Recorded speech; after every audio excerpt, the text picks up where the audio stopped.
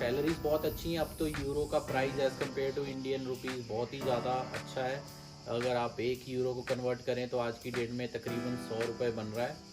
तो स्लोवेनिया की जो मिनिमम सैलरी है वो वीडियो भी आपको मैं अपडेट दूंगा स्लोवेनिया के रिगार्डिंग, और कुछ नई जो शेंगेन कंट्रीज़ हैं जैसे कि बुल्गारिया ऐड हुई है अभी शेंगेन में, और इटली ने भी कुछ एम्प्लॉयमेंट ऑप्शन ओपन किए है, उसके बारे में भी आपको अपडेट दूंगा।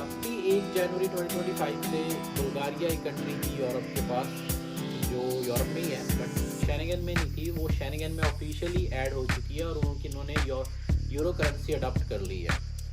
और फिर से करूँगा, हर वीकेंड ट्राई करूँगा कि आप यूट्यूब पे लाइव आऊँ और आप लोगों से सीधी बातें करूँ, क्योंकि मैंने देखा है कि जब हम लाइव बात करते हैं तो हम बहुत सारी चीज़ें not face to face but on the mean time हम उसका क्वेश्चन आंसर कर सकते हैं। बाय द वे स्लोवेनिया बहुत ही खूबसूरत कंट्री है, बहुत ही अच्छी अपॉर्चुनिटी है अगर आप यहाँ पे आके जॉब करते हो। सैटरडे या संडे जो भी दिन फ्री होगा मेरे लिए, और मैं आपको अपडेट करूँगा, आपसे बात करूँगा और आपके क्वेश्चन आंसर के जवाब दूँगा। मैं एक ट्राई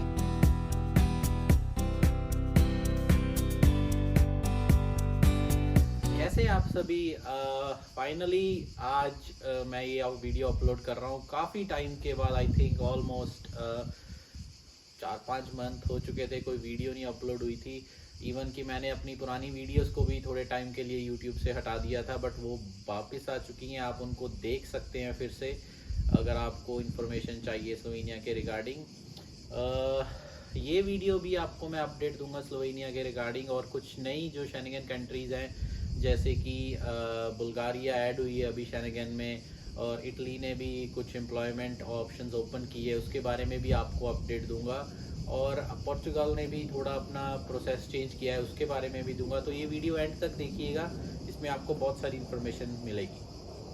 तो पहले तो मैं बता दूं, आज मैं बाहर बैठा हूँ, मौसम बहुत ही ज़बरदस्त हुआ है, 3-4 दिन हो गए अब बारिश पे बारिश हो रही है।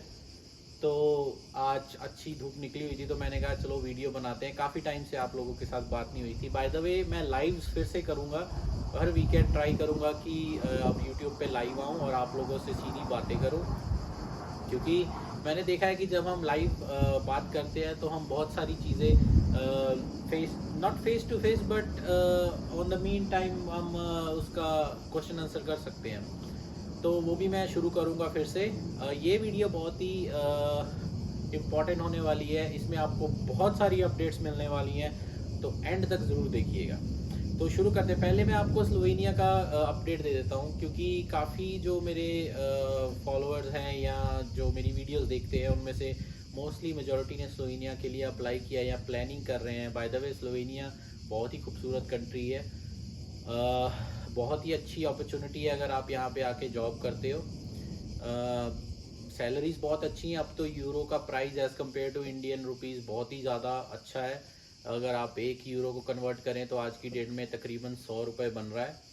तो स्लोवेनिया की जो मिनिमम सैलरी है वो 1200 के पार है, तो आप हिसाब लगा लो 1,20,000 इंडिया का बनता है। उसमें डेफिनेटली टैक्स काटा जाता है बट एटलीस्ट आपको मिनिमम 1 लाख तो मिलता ही मिलता है।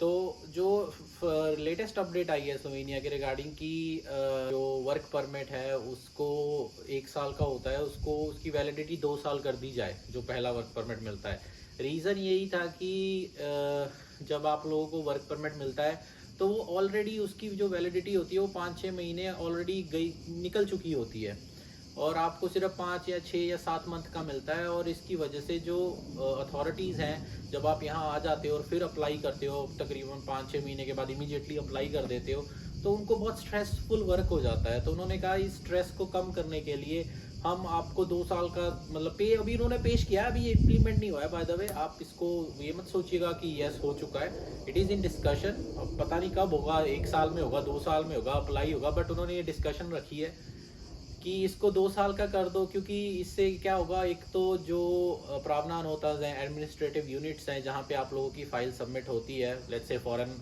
मिनिस्ट्री कह देते हैं फॉर सिंपलिंग इसको सिंपल करने के लिए, वहाँ पे जो वर्कर्स काम करते हैं, जो आपकी एप्लीकेशन के ऊपर वर्क करते हैं, उनको थोड़ा टाइम ज़्यादा मिलेगा और वो थोड़ा रिलैक्स फील करेंगे, क्योंकि अगर आप देखो, अगर लेट से मैं एग्जांपल देता हूँ अपनी, अगर मैं स्लोवेनिया आया हूँ, मेरे पास सिर्फ 5 महीने का वीज़ा है और मैं आते ही फिर अप्लाई कर दूँ, और वो बंदा सोचेगा यार इसको अभी तो वीज़ा मिला, मैं फिर इसकी फ़ाइल खोल के बैठ गया हूँ, अब इस फिर 6-7 महीने इस पर लगाऊंगा, फिर इसको वीज़ा दूंगा। तो it is a good option I guess कि अगर वो ये कर दें तो इससे एक तो काम बहुत इजी हो जाएगा, और आई होप थोड़ा वीज़ाज़ की जो रेशो है, जो स्पीड है अप्रूव होने की, वो थोड़ी बढ़ेगी। दूसरी बात जो अपडेट है, जो कि आई थिंक ऑलमोस्ट सब लोगों को पता ही है, बट फिर भी मैं उसको एक बार कंफर्म कर देता हूँ कि 99% केसेस जो अभी लग रहे हैं स्लोवेनिया में किसी के भी, उनकी इंटरव्यूज़ हो रही हैं। पहले था साल, 1.5 साल, 2 साल पहले सिर्फ 10% लोगों की इंटरव्यू आती थी, रेयर। अब क्योंकि एप्लीकेशंस इतनी ज़्यादा अप्लाई हो रही हैं वर्क परमिट के लिए, तो एवरी सेकंड पर्सन, और I don't know, every 1.5 person, let's say 10 में से 9 बंदों को इंटरव्यू देनी ही पड़ रही है। इंटरव्यू में क्वेश्चंस क्या पूछे जा रहे हैं, आप मेरा मेंबर सेक्शन ज्वाइन करें, वहाँ पे मैंने एक वीडियो डाली है, उसमें सब एक्सप्लेन किया हुआ है क्या क्वेश्चन पूछे जा रहे हैं। ये कोई हार्ड इंटरव्यू नहीं होती, इजी है, आप क्रैक कर सकते हो बड़े आराम से। बेसिक क्वेश्चन होते हैं जो मतलब कोई इतना बड़ा नहीं होता कि आप उन्होंने ये देखना जी हमें बताओ कि काम कैसे होता है, ये वो चीज़ें नहीं। नॉर्मल क्वेश्चन, आपको जॉब कैसे मिली, आपका मालिक के साथ आपका कनेक्शन कैसा है, आपको सैलरी कितनी मिलेगी, ये वो, बस ये सब चीज़ें होती हैं। जो तीसरी सबसे इम्पोर्टेंट अपडेट है वो स्लोवेनिया की ये है कि जो लोग स्लोवेनिया में आए थे नवंबर 1 2024 से पहले, जो आए थे और जिनके वीज़ेज़ ऑलरेडी एक्सटेंड हो चुके हैं, उनके लिए तो ये कोई ज़्यादा इम्पोर्टेंट नहीं है। उसके बाद जो लोग आए हैं, जब वो अपनी फैमिली के लिए अप्लाई करेंगे या अपने पीआर के लिए अप्लाई करेंगे, तो उनको स्लोवेनिया का बेसिक लैंग्वेज का सर्टिफिकेट प्रोवाइड करना पड़ेगा। इसमें कोई डरने की बात नहीं है, बहुत ही आसानी से आप इसको क्रैक कर सकते हैं, क्योंकि एक यहाँ पे लॉ है कि जब आप स्लोवेनिया आते हो तो गवर्नमेंट आपको 180 घंटे का फ्री स्लोवेनियन लैंग्वेज का कोर्स प्रोवाइड करवाती है किसी भी गवर्नमेंट इंस्टीट्यूट में। वहाँ पे आप जाते, और बाय द वे इसमें आपको एक और बात बता दूँ, जब आप वो को ज्वाइन करते हो ना, तो वहाँ पे आपको ट्रांसपोर्टेशन और एक टाइम का लंच के पैसे मिलते हैं पर डे।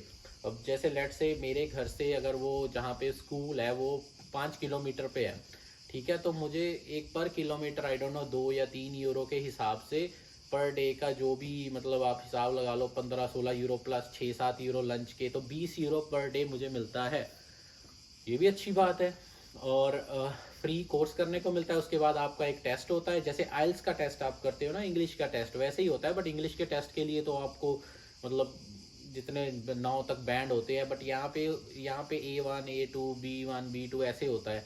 तो आपको वो बेसिक सर्टिफिकेट जो A1 A2 का होता है वो प्रोवाइड करवाना होता है। बहुत ही आसान होता है इसमें, जैसे hello hi how are you, आप अपना नाम कैसे स्लोवेनियन लैंग्वेज में बोलते हो, किसी को ये कैसे पूछते हो कि आप कैसे हो, जैसे अब हेलो बोली हो तो ज़्रावो, दोबरदान, गुड मॉर्निंग, dobro jutro, आप कैसे हो, काकोसी, थैंक यू को हवाला, ऐसे जो बेसिक मतलब चीज़ें अंडरस्टैंड करनी है। टाइम कैसे देखा जाता है, वर्ड कैसे बोले जाते हैं। अब जैसे अब किसी ने, अब जैसे स्लोवेनियन अल्फा जो नोमेरिकल्स हैं वो डिफरेंट है, एना दवा त्रीश तीरी पेद शेद सेद मौसम दवे दसेद ऐसे हैं। तो ये सब याद करने हैं। फिर एनाइस द्वानाइस त्रिनाइस, मतलब 11 12 13 ऐसे हैं। तो ये सब बेसिक सी जो चीज़ें हैं वो याद करनी है। इट्स वेरी गुड, मतलब इसमें आपको एक तो बेनिफिट मिलता है आगे का, अगर आप फ्यूचर सोच रहे हैं तो आपको बहुत ही बेनिफिट मिलेगा इसमें। तो ये तो 3 मेजर अपडेट्स मैंने आपको बताई हैं।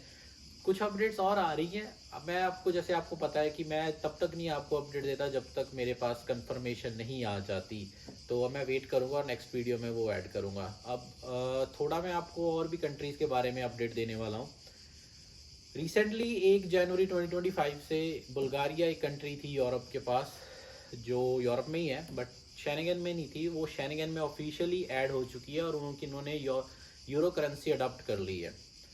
और जैसे कि आपको पता है, जैसे ही कोई शेंगेन कंट्री यूरोप, मतलब जैसे ही कोई कंट्री यूरोप के रिलेटेड आसपास की शेंगेन में एंटर होती है, तो जॉब्स की भरमार हो जाती है। तो ऐसे ही हमारे पास जॉब्स की रिलेटेड काफ़ी इन्फॉर्मेशन आई है।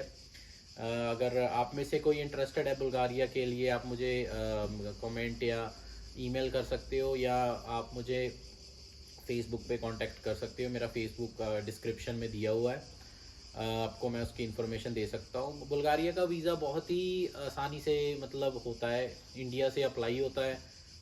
आपको इंडिया से डी वीज़ा मिलता है और वो उस पर आप बुल्गारिया आते हैं, बुल्गारिया में आके फिर आपका परमानेंट में कन्वर्ट होता है।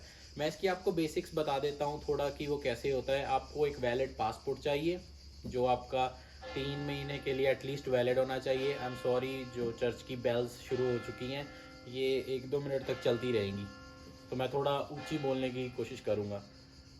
वीज़ा फॉर्म आपका टाइप डी वीज़ा के लिए फुल चाहिए। उसके बाद प्रूफ ऑफ अकोमोडेशन है जो आपका वहाँ पे एम्प्लॉयर है वो प्रोवाइड करता है, वो कॉन्ट्रैक्ट होता है। मेडिकल इंश्योरेंस, वो तो इंश्योरेंस आप इंडिया से आपको 100-200 रुपये में मिल जाती है यूरोप की। आई मीन महंगी मिलती है, एजेंट्स लेते हैं, बट आप देख सकते हो उस टाइम पे।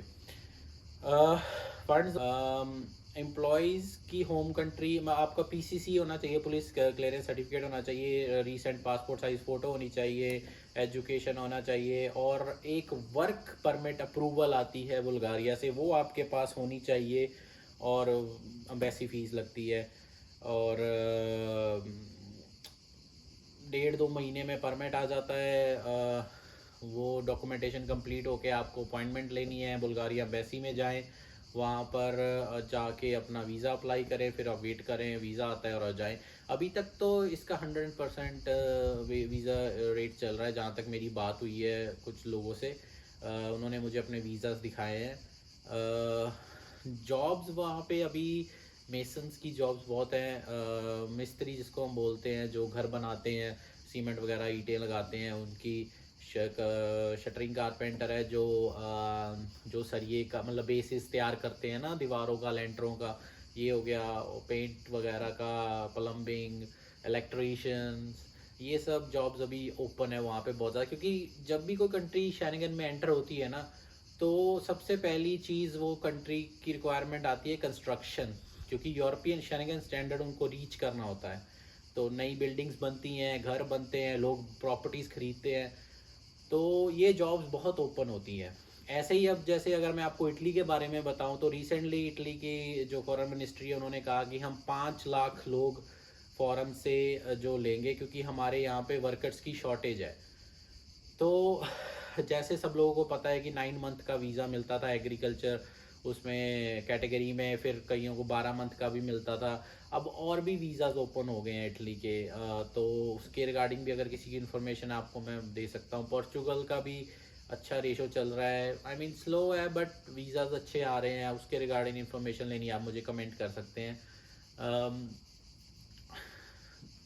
बहुत सारी जो कॉमन क्वेश्चंस आजकल पूछे जा रहे हैं कि स्लोवेनिया में कितना टाइम लगता है, फिंगर नहीं आ रहे, या फिंगर आने के बाद कार्ड कब आएगा, डिले क्यों हो रहा है। देखिए, आप लोगों को एक बात समझनी पड़ेगी कि डिले जो होता है ना, उसके पीछे रीज़न्स बड़े कॉमन से होते हैं। एक कॉमन रीज़न हो जाता है कि जी आपकी कंपनी ने आपकी डॉक्यूमेंटेशन सही नहीं की, ठीक है।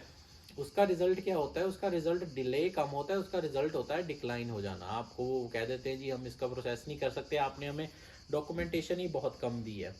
तो एक तो वो चीज़ हो जाती है। दूसरी जो चीज़ होती है डिले की, कि जो जहाँ जिस सिस्टम में आपकी एप्लीकेशन प्रोसेस हो रही है, वो सिस्टम ही इतना स्लो है, या उनके पास वर्कर्स इनफ नहीं है कि वो आपका प्रोसेस है जो उनको सेलेक्टेड टाइम है उसमें कंप्लीट नहीं कर पा रहे हैं।